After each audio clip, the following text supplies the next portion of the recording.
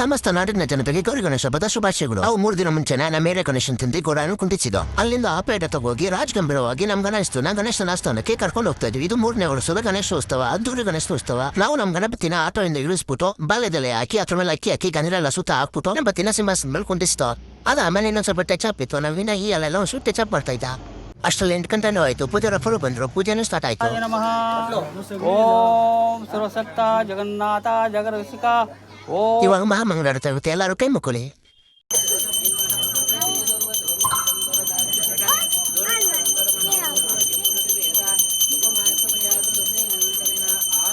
ನಮ್ ರಘು ಅಣ್ಣ ಗಣಪತಿ ದೃಷ್ಟಿ ಆಗ್ಬಿಡ ಅಂತ ಬೂದ್ಗುಂಬಿಕೆನ ದೃಷ್ಟಿ ತೆಗೆದು ಬೂದ್ಗುಂಬಿಕೆ ಹೊಡಿತು.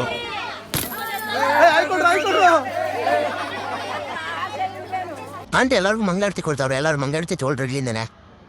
ನಮ್ಮ ಕಿರಣ್ ಕುಮಾರ್ ಅವರು ಎಲ್ಲರಿಗೂ ನೈವೇದ್ಯ ಮಾಡಿ ತೀರ್ಥ ಪ್ರಸಾದ ಕೊಡ್ತಾ ಇದ್ರು. ಭಕ್ತಾದಿಗಳು ಪೂಜೆ ಮಾಡಿಸಿ ಪ್ರಸಾದ ಮಾಡಿಸಿದ್ರು. ಎಲ್ಲರೂ ಪ್ರಸಾದ ತಗೋತಾ ಇದ್ರು.